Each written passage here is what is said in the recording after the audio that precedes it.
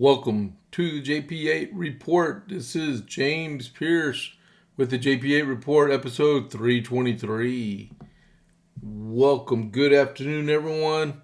It's been a short 5 hours since I've been here. Hopefully it all turns out a little bit better than it was this morning. If you listened to me this morning, you know what I'm talking about. So welcome to the JP8 Report. Thanks a lot for everyone. We got a couple of deals of breaking news that came out just in the last half hour, so I'll get to that in just a minute. Don't forget, if you're watching the JP8 Report, please click that follow button, and then right next door to it is a thumbs up. Hit it and give us a like, and then also chat. We got people. We got Pedro, retired Rob 53. He goes by Padre. I'm sorry, not Pedro. Padre. He's a hall monitor. Good friend of mine. Take care of him, and let's just have some fun today. So, welcome to the JP8 Report. And as usual with the JP8 Report, we always start with America 250. And I actually have a letter that was sent from Thomas Nelson Jr. to Thomas Jefferson for February 1776. It says, Dear Jefferson, not Thomas, but Dear Jefferson. Guess this is a formal one, huh? Just a second, there we go. I had written to you soon after the repulse of our troops at Quebec, giving you, as I thought, a true state of our unfortunate affair, but that comparing it, although I had my information from a person who pretended to know a good deal of the matter, with one that I saw afterwards, I found they differed so materially that I burnt my letter and determined to leave you to the newspapers for your intelligence. I have late devices from England, which you will see in the enclosed papers. I had rather send you a dozen ledgers and evening posts than transcribe 3 paragraphs out of them. But I have good news for you, which neither of those papers contain. A vessel arrived 2 nights ago with 60 tons of saltpeter, 13 tons of gunpowder, and 2,000 stands of arms, and we are in daily expectation of 25 tons more of gunpowder. Troops are marching every day from hence to support the remains of our army before Quebec. The eastern governments are raising men for the same purpose. 1 battalion has already marched from Connecticut, so that we are still in hopes of reducing the garrison before we can be relieved in the spring. General Washington has sent Major General Lee to New York at the head of 1,200 volunteers from Connecticut to defend the province against a detachment sent from Boston, which the general has informed by a deserter was certainly intended for that place. The deserter, I fancy, was mistaken. Sufficient time has eclipsed since they sailed for their arriving there, and we have no account of them. The Committee of Safety of New York, however, sent a remonstrance to Lee, setting forth the extreme danger the city would be in from the men of war should he re-enter it, and especially if they were apprehensive he intended to make an attack upon the ships. Lee sent the remonstrance to, I have no idea what remonstrance means. If you know, please let me know in the chat. Lee sent the remonstrance to Congress and wrote the president that he thought it is his duty to carry his orders into execution, which he was preparing to do so with the 1st Division. The rest of the troops were being ready to support him. The letter and remonstrance being read, I guess a memorandum or something, being read, a violent debate arose on one side as the propriety of the armed force from one province entering without the permission of the civil power of that province, or without the express orders of Congress. it was alleged that this was setting up the military above the civil. On the other side, was urged the absolute necessity of securing that province, the loss of which would cut off all communication between the northern and southern colonies, and which, if effected, would ruin America. The debate ended in the appointment of a committee of Congress to confer with Lee and the Committee of Safety. Harrison, Lynch, and Allen were the committee that they set out the next day upon their embassy. You would be surprised to see how much dispatch we have done business with since Dyer and Gaddison left us. The former, was superseded, with the latter was ordered home to take command of his regiment. I have much more to say to you, but the person who carries this to you is impatient to set out on his journey.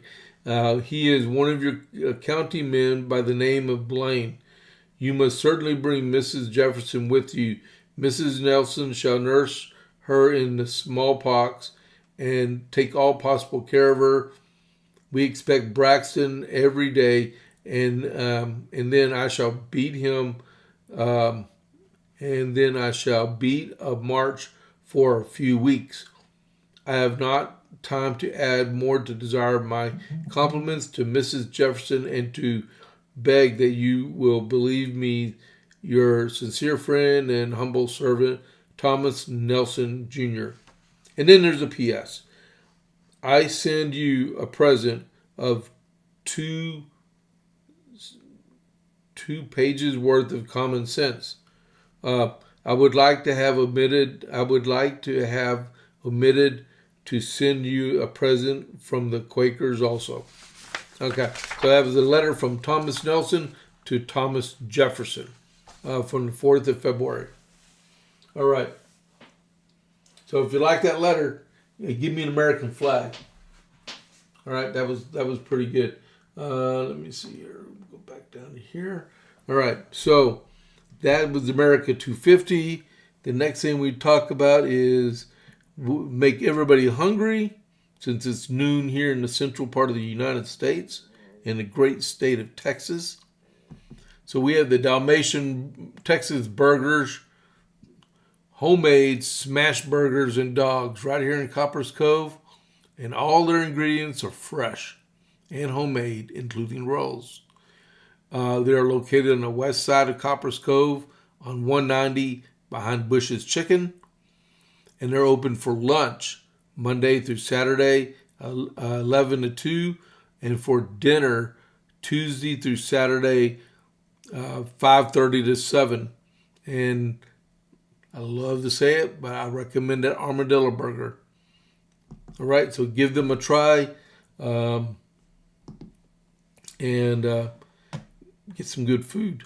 All right, so onward to the JP8 report. Thank y'all everyone for tuning in today. Don't forget to like and chat with us. Padre is out there. He's waiting for someone to say something to him. So the first thing I wanted to talk about, let me get something to drink. Okay. So this morning I broke down talking because I spoke about him this morning, and it was hard. So hopefully I hardened up. But let's see. So what I'm about to show you is in the title about this Army NCO, Staff Sergeant Michael Ollis, was authorized the Medal of Honor yesterday. All right. So I'm going to read this, but I'm going to put his picture up on the screen so everybody can see it, so you won't see me. So if I go silent, that means it happened again, okay? But I think I'm good to go this time, all right? So I'm going to transition over so you can see. Okay, that's Staff Sergeant Michael Ollis, okay, from New York. The White House has approved the Medal of Honor for fallen Staff Sergeant Michael Ollis, a Staten Island, New York native who died in Afghanistan in 2013. While shielding an an Allied soldier, according to Representative Nicole Malatakis from New York, who said she was notified on the decision in a statement posted on social media. The decision follows years of advocacy from veterans groups, elected officials, and Staten Island community to formally recognize Ollis's actions, which supporters have long argued met the standard for the nation's highest military honor. In a Facebook post, Malatakis said she had been notified directly from the White House. We were notified by the White House that Staten Island hometown hero, Staff Sergeant Michael Ollis, has been approved for the Medal of Honor for his extraordinary act of heroism, Malatakis wrote. Ollis was killed in Afghanistan on August 28, 2013, when he used his body to shield a Polish army officer while he was during a suicide bombing. He was 24 years old. In 2013, Staff Sergeant Ollis gave his life to save an Allied soldier, and his courage, selflessness, and sacrifice represent the very best of our nation. Oh,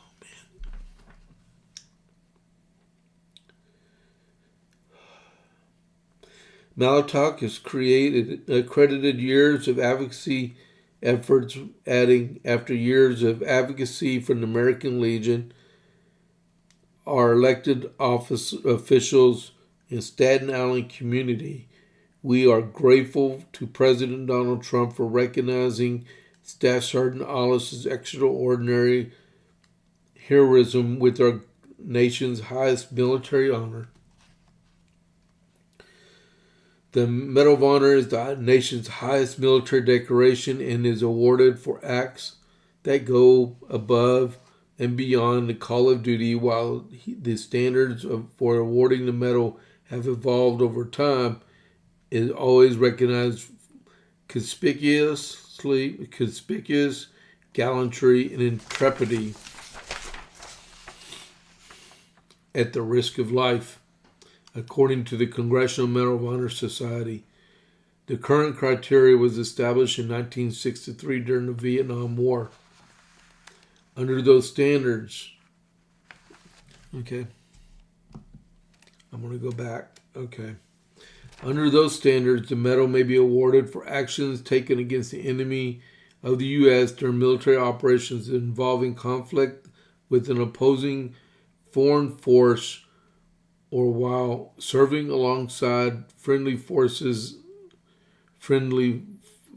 forces engaged in armed conflict which America is not a belligerent party. Awarding the medal involves a rigorous review process.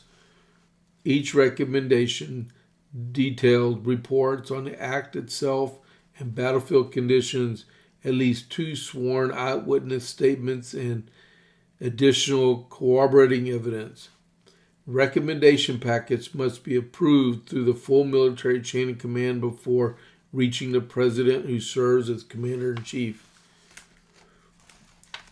Federal law also imposes strict timelines on the process, which recommendations require submission within 3 years of the Valorious Act and the medal awarded within 5 years. Any submission outside those limits requires an act of Congress to waive time restrictions. Ollis' family also addressed the reports in a statement shared by the Staff Sergeant Michael Ollis Freedom Foundation. We are extremely grateful to the President of the United States for recognizing the heroism of our son, the U.S. Army Staff Sergeant Michael Ollis, with the Medal of Honor, knowing that Michael's life, legacy, and final act of courage have not been forgotten. leaves us with a feeling of overwhelming pride and eternal gratitude.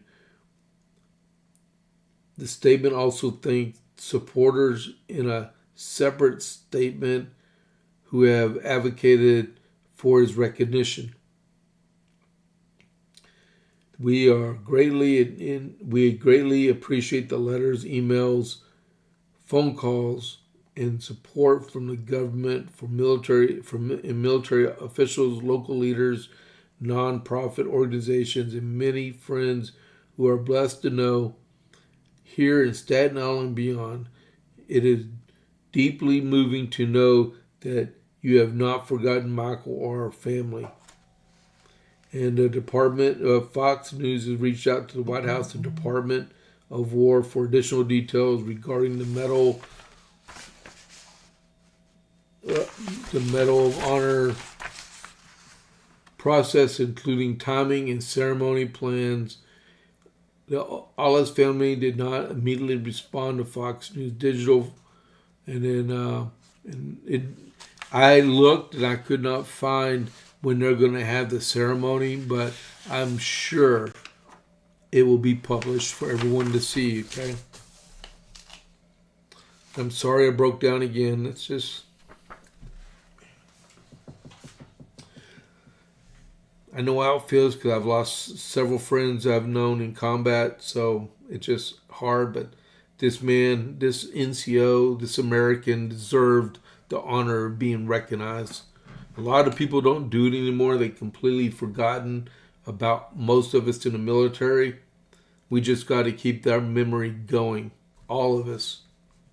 All of us.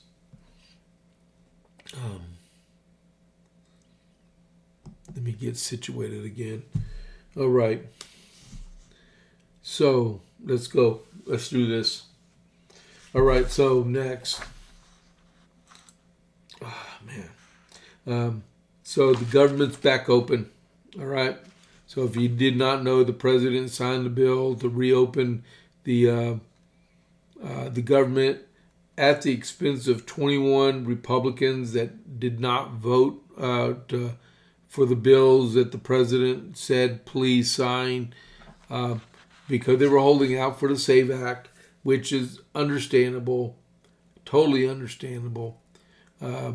But it will be done. So they found 21 Democrats that would vote for it because these 21 decided they didn't want to do that.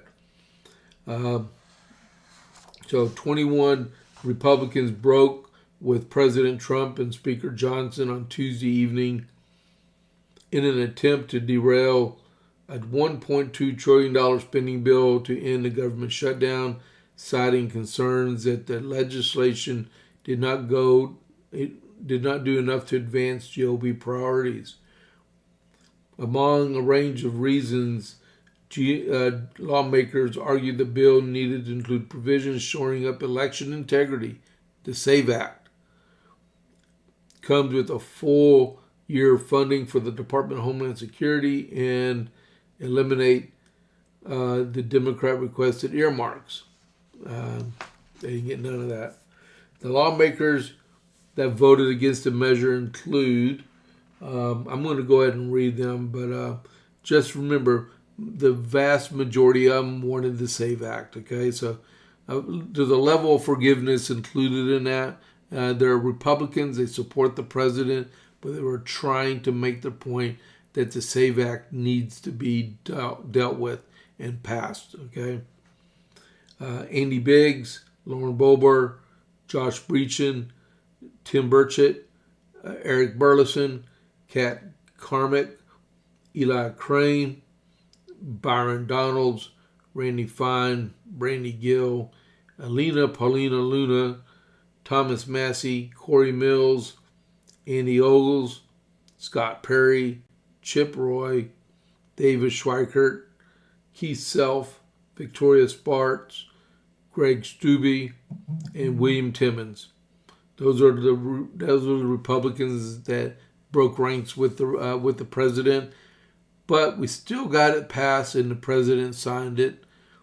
Now the next is, I believe, the 13th of February, they're going to have another debate on funding the rest of the last bill that didn't get passed, and that would be the one for Homeland Security, okay? Thomas Massie condemned what he saw as a failure to shore up election integrity with the exclusion of the Safeguard American Voter Eligibility, which is SAVE, a bill requiring photo ID for registering voters looking to participate in federal elections, and most importantly, blocked the inclusion of the SAVE Act to protect our elections from illegal aliens, a top priority for conservatives. Massie said in a long list of reasons he posted on X. Maybe I should have brought that up. Massie, alongside other Republicans like Anna Paulina Luna, had called for the election of Republicans to tie the SAVE Act in the 2026 funding bill. He wasn't the only Republican to vent frustrations online.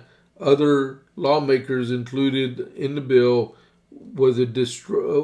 other lawmakers voted against the bill because of a distrust that Democrats would negotiate in good faith over outstanding considerations to DHS, because Democrats will say one thing and do another. Nobody trusts a Democrat, ever. All right? I said that because I've seen it in action. The fact that Chuck Schumer is able to somehow get Republicans to pass a version that includes all of their stuff, but only a 2-week funding measure for Homeland Security, I think, is a fool's bet, Eric Burleson said. The bill, which now heads to the desk of the president for his signature, which happened, includes funding for the Department of War, education, transportation, HUD, and HHS. Despite the opposition of 21 Republicans, the bill passed 217 to 214. Tuesday marks the second time the House has considered this legislation. The bill hit roadblocks after the House passed it for the first time in January, which was last month, when Democrats in the Senate balked at the lack of its safeguards for ICE, which has already been funded through 2029, in the wake of 2 fatal confrontations, which was caused not by ICE but them. The problem is, let's see if they mention it. They don't mention it in here. So the problem is, there's a promise by the speaker to pass it through. Okay, and that's already happened. Like he said, we've already voted and passed it 3 times, right? Now it's got to go to the Senate. And our Senate Majority Leader, John Thune from South Dakota, had stated, we are very busy here in the Senate. We got stuff like sanctions against the Russians.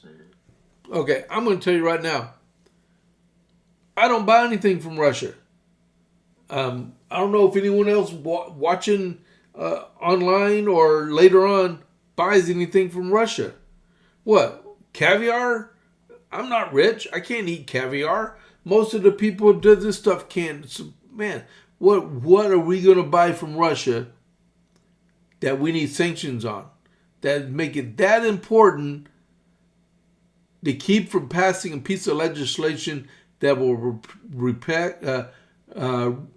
protect, respect, and enforce security for a voting system inside the United States. It's not that hard. Mr. Thune, make them debate and then pass the thing. Because as everyone's been putting on these podcasts, since I'm doing mine at noon and not like 8 o'clock and 9 to 11 and 11 to 12, and everyone has showed it about CNN talking about photo ID for voting, and everyone, Latinos, blacks, men, women, everyone is plus 71% in favor of voter ID. except if you're an elected Democrat and the senior Republicans in the United States Senate that don't want to pass the thing. I'm telling you, if you want to lose seats in the United States Senate, keep stonewalling. Or we'll keep the Senate barely, and John Thune won't be the majority leader anymore because we'll find another majority leader to replace you because we got plenty of them standing in the way. And don't say John Cornyn, because John Cornyn is a dinosaur, and he's about to be replaced either by Wesley Hunt or Ken Paxton, one of the two. So, I keep getting stuff on my phone. Maybe it's calming me down. But we had some really good senators that would gladly take your place. And if you want my suggestion, I would go with Senator Scott from South Carolina. That would be a good choice. I mean, if you agree with me, say something in the chat. There's 8 of y'all watching right now, or leave me a comment. I think Tim Scott would be a good majority leader in the United States Senate. I think he brings those good conservative values. Definitely. Him or Rick Scott or Ron Johnson. But even Mike Lee would make a great one. But I would say I would go with Tim Scott from South Carolina. I mean, we'll see. We'll see. But this madness of making excuses to keep from shoring up our election system is done. I see Scott Pressler. He's the GOTV guy that's been running around Delaware, New Jersey, Pennsylvania, registering voters left and right. He's got a really good operation. If you look on his Facebook and his X, every single day is day 30, day 31. Mr. Thune, when are you going to pass the SAVE Act? It's got to happen sometime. What's wrong with mandating voter ID? What's wrong with restricting greatly ballot by mail? What's wrong with getting rid of ranked choice voting, which is unconstitutional and should never, ever, ever happen because it takes the freedom out of individual Americans of the runoff, which is really good. And I would even add one more. The stupid jungle primaries they run in California and what they just did in Texas. This is madness, and it needs to be dealt with and done away. How can you send a ballot by mail to every single registered voter, whether requested or not, in the state of California, in the state of Oregon, and I believe even in the state of Maine? In the state of Oregon, I do believe they are trying to institute electronic voting by email. And they're trying to do the same thing in Virginia. Virginia is the DPRV, the Democratic People's Republic of Virginia. Then you have the Socialist State of California. These people, and then in the middle you have Colorado doing stupid junk. What is the problem? Mr. Thune, get off your fourth point of contact and let's pass some legislation. And while you're at it, get rid of the stupid blue slip tradition y'all have there too, so we can get the president, the judges he's trying to fill to bring some conservatism back into the United States justice system like it should. They get rid of these activist judges that we have no business having in our country because they're ripping it to shreds. I did not want to get on a tangent today, but I used to like John Thune a lot when he was a congressman. But now that he's a senator, I guess he's drunk too much of the Kool-Aid. They got a special type of Kool-Aid, if you did not know, in the United States Senate, and half of them are drinking it. Now, they all think they're Democrats instead of conservative Republicans like they should. Man, when you get the power, I guess you lose your mentality. So I guess that, like, I interviewed someone a couple weeks ago. He's a severe term limits guy. Maybe he's right, where 2 terms and you're gone. 2 terms in the Senate and you're gone. No matter what part of leadership you're in the Congress, because you lose your mentality and your intelligence when you swear in for that oath of office. Because we got some jerky people that don't need to, I don't even know where I came up with that word from, that do not need to continuously serve our government. How in the world do you think that you are going to set us up for success and fail, and to keep right now J.D. Vance from becoming president in 2029, when you're doing this madness and setting Republicans up for failure? So we lose in the midterms, unless you are one of those Republicans that, like, you know what, I like to bloviate. So let's get into the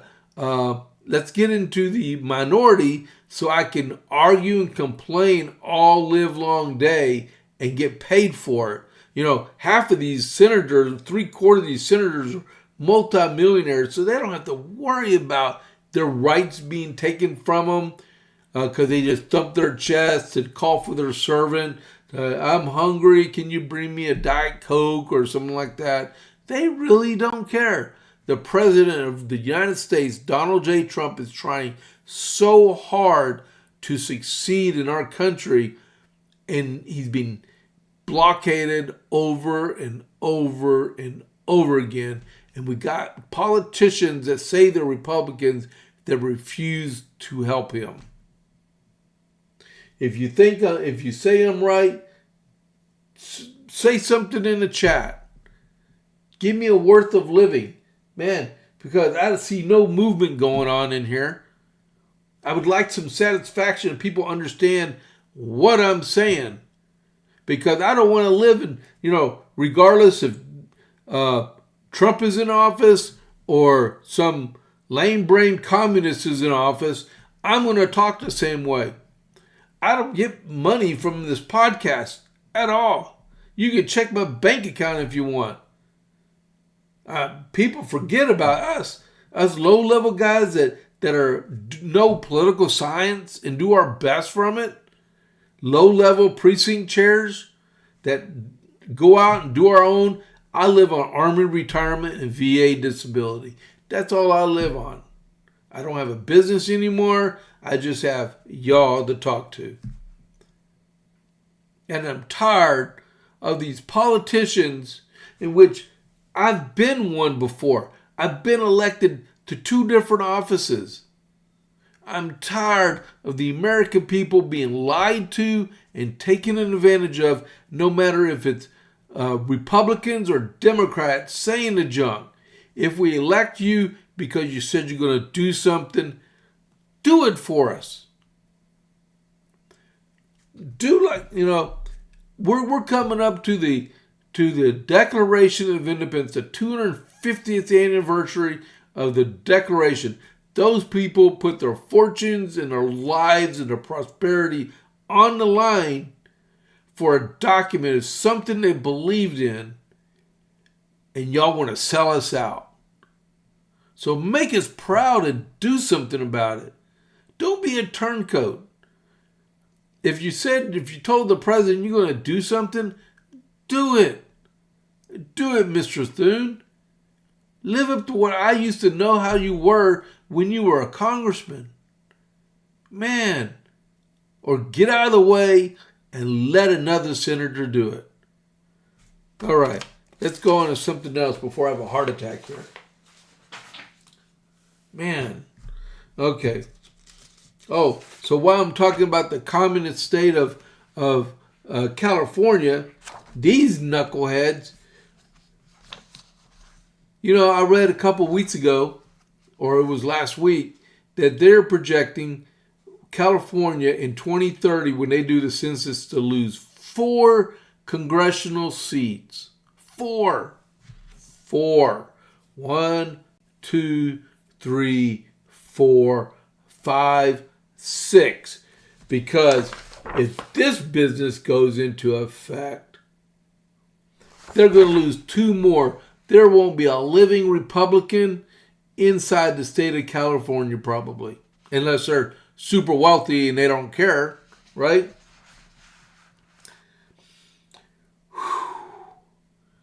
Okay, so I got this off of Fox Business. California voters appear ready to drive the state's remaining billionaires toward the exit signs, and many say they are fully aware of the potential consequences. Really? That is nonsense. A new survey found that 60% of likely voters back a one-time wealth tax, even as a majority of those same respondents say the move will spark a business exodus and cost local jobs. The February 2026 Nez Point survey, which was this month, because the day of the 4th, highlights what it describes as a contradiction, with 52% of the respondents saying the tax would likely cost jobs and drive entrepreneurs.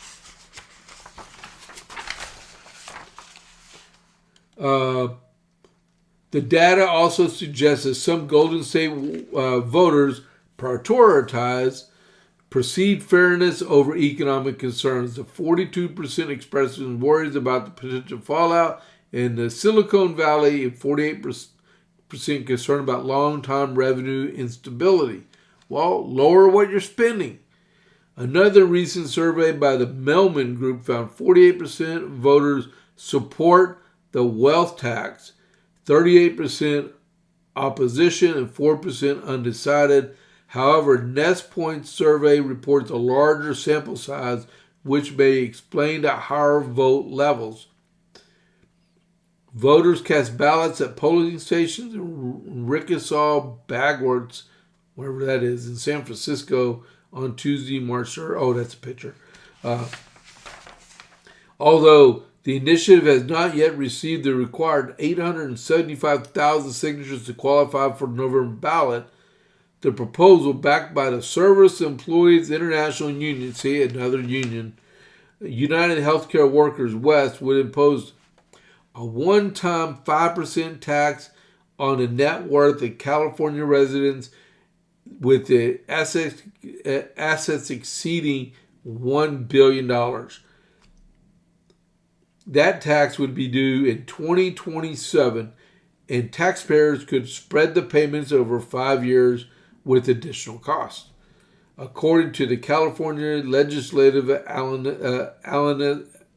Office, if voters approve the measure, anyone who is in California, who is a California resident on January 1st of this year, would owe the tax according to the proposal's language. California Governor Gavin Newsom doubled down on his opposition to the tax last week because he's running for president. Deep down inside, he's another one of those turncoat communist traitor pigs that will say something and do the opposite. Because I guarantee you, as soon as that thing would pass, he would sign off on it. I fear the way this has been drafted is burdened by the facts. The fact is that it actually will reduce the investments in education, which you care less anyway, sir. It will reduce investment in teachers and librarians and childcare. It will reduce the investments in firefighting and police. The impact of the one-time tax does not resolve ongoing structural challenge as exacerbated by the impact of H.R. 1. Trevor Foreman, an SEIU member and a hospital security officer in Sacramento, told Fox in response, California's billionaires pay much lower taxes than the rest than what the working families pay out every paycheck, and soon massive federal healthcare funding cuts in 2026 will collapse key parts of the California healthcare system. And It keeps going on and on and on. So that was done. So like I was telling Padre yesterday about, you had the West Coast, now the East Coast, now you got the West Coast. There's even more for the West Coast. And like my daughter said, start calling the Communist State of California and the People's Democratic Republic of Virginia, because that's the route that they're going nonstop. Whew. And I'm not going to get through everything that I'm talking about today. I can already tell you that, because I barely got started. Okay, so maybe I will. We'll see. Don't forget to click that like button, please, okay? Like it and please follow, all right? And share. Give me some people out there that like the JP8 report. Let's spread the word. Okay, next thing. Good news. Washington Post employee tells employees to stay home as paper announces widespread layoffs. You know, is it the Washington Post or New York Times where democracy goes to die or something like that? The Washington Post instructed employees to stay home on Wednesday and attend a Zoom webinar where significant layoffs were announced. We will be announcing significant actions across the company today. We're asking everyone to stay home with this morning for a Zoom at 8:30 Eastern time, which was 5 hours ago. Why didn't they update this? Man, okay. Well, hey, so sorry, Charlie. If you don't like it, complain to Washington Post is full of lies. They sure are. And they're behind a paywall, so you can't actually get to them unless you have a subscription. Yeah. They brought on. If you don't like it, y'all, Washington Post people, complain to Jeff Bezos, y'all's owner. All right? Okay. So let me get to a couple pieces of breaking news I forgot to bring up to you. So before, but I told you I was going to bring it up. It happened about an hour ago. So Trump spoke to Chinese President Xi Jinping on a range of issues, including Russia and the Ukraine war. President Donald Trump said he spoke to Chinese President Xi Jinping Wednesday and discussed a range of issues, including the war, while stressing that their relationship is an extremely good one and will bring many positive results in the coming years. The president and Xi also discussed Trump's upcoming trip to Beijing in April, which he said he very much looks forward to. Just completed an excellent telephone interview with President Xi of China. It was a long and thorough call, maybe because of translators or something. And there were many important subjects that were discussed, including trade, military, the April trip that will be taken to China, which I very much look forward to, Taiwan, the war between Russia and Ukraine, the situation with Iran, the purchase of oil and gas by China from the United States, the consideration of China on the purchase of additional agricultural projects, including lifting the soybean count to 20 million tons for the current season. They have committed to 25 million tons for the next season. Airplane engine deliveries and numerous other subjects, all very positive. Trump posted on Truth Social. So that was the developing story. I already had that one done. And then the next one was from the New York Post. Would-be Trump assassin Ryan Ruth learns that he will die in prison. He was sentenced to life in prison plus 7 years. So if you don't remember him, he's the knucklehead potential assassin.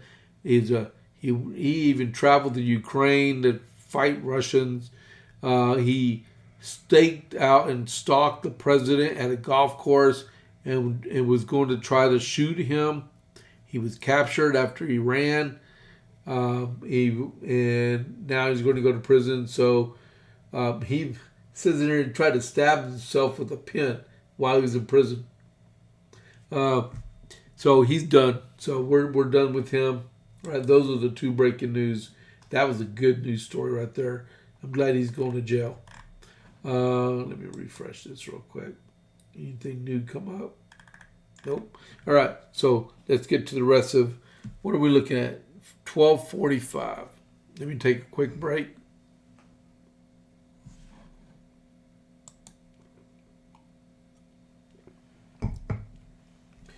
All right. Tom Homan had a press conference this morning, and he announced he's going to draw down 700 federal agents that are inside of Minneapolis right now, with the goal of a complete drawdown and withdrawal of federal forces, because they don't need to stay there full time. That's why you have the sucky Minneapolis Police Department. They don't do their job. All right. So let me read just a little bit about this, and I'll expand on what I just said. White House Border Czar Tom Homan announced a drawdown of federal agents deployed to Minnesota on Wednesday. A change, he said, is made possible by unprecedented cooperation from local law enforcement. Homan made his announcement on Wednesday morning press conference in Minneapolis, saying 700 federal agents would be departing the Twin Cities. He added that the ultimate goal is a complete drawdown from federal presence.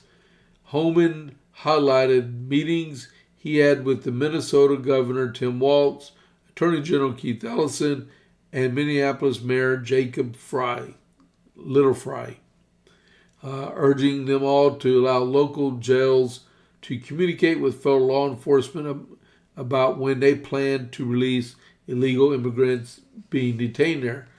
We currently have an unprecedented number of counties communicating with us now and allowing ICE to take custody of illegal aliens before they hit the streets.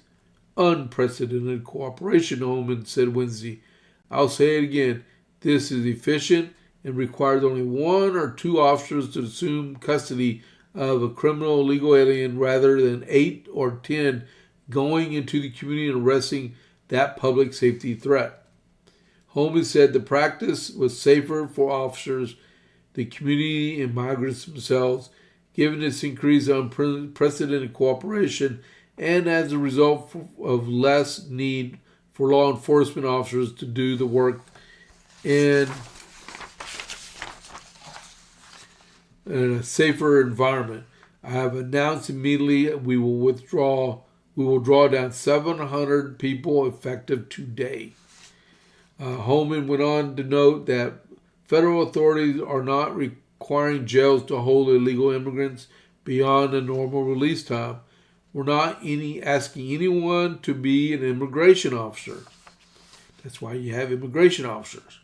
President Donald Trump deployed Homan to the Twin Cities last week after federal agents shot and killed 2 people that were rioting. U.S. Border Patrol Commander Greg Bovino left Minnesota shortly after Homan's arrival, but he was being transitioned over to Los Angeles. So can't believe everything you read, right?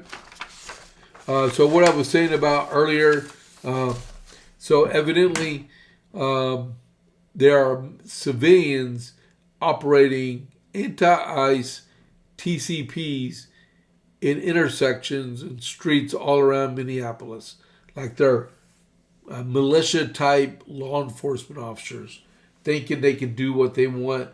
And at the same time, there were Minneapolis police officers on the streets by them, watching them do their junk. So if I went and set up a wooden encampment in the middle of an intersection to stop cars as they were driving by to make sure they were not immigration customs enforcement, would I be obstructing the peace of the situation and acting like a police officer? Yes, I would be. Should I be arrested for something like that? Oh, most definitely yes. But the sucky Minneapolis Police Department won't exert their authority and take those guys off the street and demolish those TCPs. It's a trip that keeps going round and round and round and round. We got people that just don't care at all. We need. Oh man, my wife is calling. Let me. I got that, and then hold on just a second while I do this. I'm going to text, okay? So I can text and talk at the same time. Let's see.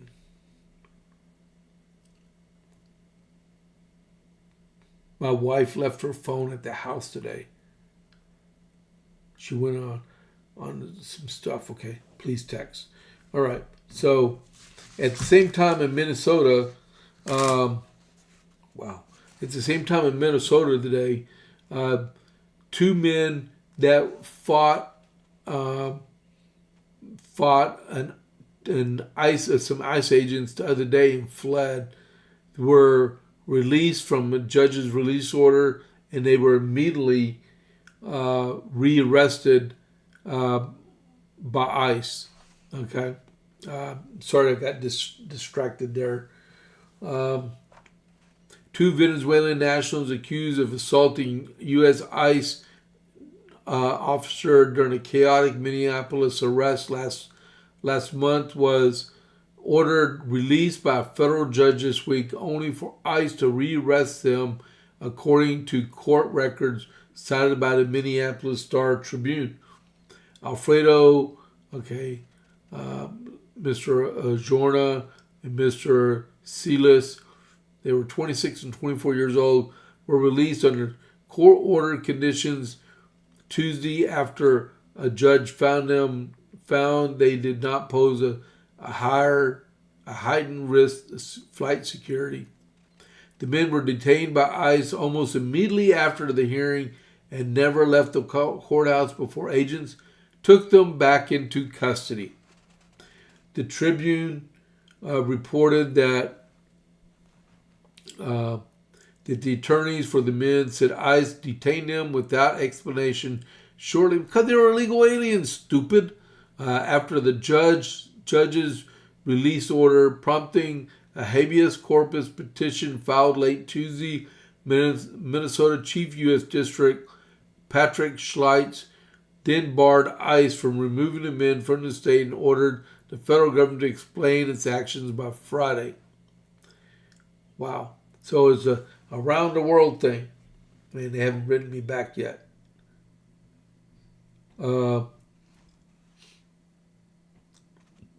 Someone just came in my house. I think it's my wife, so I'm pretty sure of it. Let's see. What am I looking at right now? 12:53. I might just keep these for tomorrow morning, and so I can see if my wife needs more help and stuff out here. Okay, so let's go over the rest of this before I finish up the day. There's a whole lot more. Well, we'll go over this way.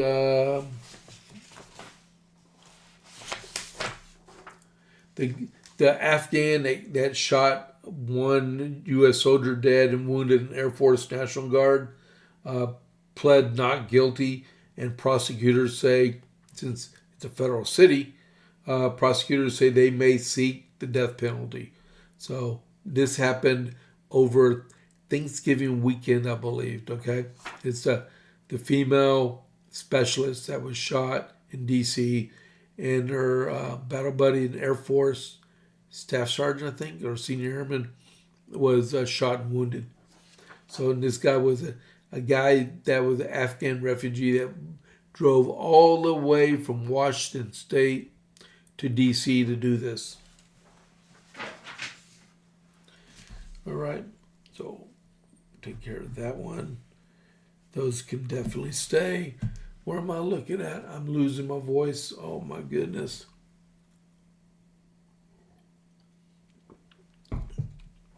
So we have local things that are going on. We have a primary coming up in Texas. So if you look at these are voting dates in Texas. This weekend on Saturday, we have a forum for voters here in Copper's Cove at 10 a.m. at Trinity Worship Center, which is 1802 Martin Luther King. And then on Monday the 9th, we have another voters forum in Gatesville at the Gatesville Civic Center at 6 p.m. Everyone's welcome to attend. And then we have the Copper's Cove Conservative Club in Copper's Cove at Giovanni's on Tuesday the 10th. Again, all Republicans are invited to come. They'll have an open mic to be able to state the reasons to vote for them. And then the 17th to the 27th, we have early voting. March 3rd is the primary. And if there's a runoff after that, the runoff will be May 26th. All right. And then on the 21st of February, which is in the middle of the early voting time, right, we have our Lincoln Reagan dinner for right here it's in Gatesville. It's on the 21st at the Texas Station Event Center in Gatesville. You can buy your tickets through the QR code or go over to the show notes that I have. There's at the very bottom, it says Lincoln Reagan dinner tickets link. You click on that, and it'll take you straight to where you can buy your tickets. Tickets are $60 a person or $100 per couple, or you can purchase a table. It seats 6 people. All right? And then you can hear the governor, lieutenant governor speak. All right? We're just speeding right along. All right. So other than that, I don't really have too much more. I don't think I'm missing anything. Don't forget to get out there and learn about besides the candidates on the ballot, there are propositions. You need to find out what those Republican propositions are. Now, these aren't actual laws that will go on the books. These props are guidelines to give to the Republican Party of Texas to develop our plank when we meet this summer. All right? That's what they're for. So they're like, yes, no, that's all. All right? So it's not like you vote for it, yes, it's going to be a law, right? No, it doesn't work like that. Mavericks trade Star Ford and deadline bombshell. Okay. Mavericks aren't doing so hot this year. I don't think they are. All right. So other than that, I don't have a lot else I need to talk about right now. Thank y'all for persevering with me when I was talking about Staff Sergeant Ollis. That's a really touchy subject, especially a lot of us vets that know people that have died in the line of duty. So it was an honor to talk about him. He was 10th Mountain Division. I got buddies that were the 10th Mountain, right? And it's good for their legacy. And there are, at present time, there's 61 living Medal of Honor recipients. Too bad this guy's not one of them. But right now we have 61 living Medal of Honor recipients. And then, if you didn't recall, there's only one living Medal of Honor recipient from the Iraq War, and that's Staff Sergeant David Bellavia. And he, I forgot what division he was when he was in Iraq, but he's a Medal of Honor recipient. It took a long time for him to get his because he was running into headwinds. People didn't support him, and he actually did deserve it. All right. So thank y'all very much for tuning in today. Let me show you my socials. You can find me on X at James Pierce Jr. You can find me on Facebook at James A. Pierce Jr. YouTube, the JP8 Report 67, and True Social at James A. Pierce. And you can send me an email at jp8report@gmail.com. All right. So other than that, catch me tomorrow morning on JP's morning brief at 6:30 Central. The same channel as this. I just do a 30-minute burst of news. I don't have anything to write because I got stuff I didn't even get to cover today. I could cover it tomorrow morning. Tomorrow's going to be a busy day for me because I got the JP's morning brief, then I got the JP8 report. Then right after the JP8 report, I have through the Leaders Institute, through the Republican Initiative for Conservative Podcaster School. So from 2 p.m. to 5 p.m. Central Time, I get to go through this Leaders School. It's free. It's on Zoom. Matter of fact, I got to make sure I load up Zoom on this in just a little bit. But thank you all very much for tuning in and showing me some support. Thank you all very, very, very much, okay? So this is James Pierce with the JPA Report. I'll catch you on the flip side. I'm out.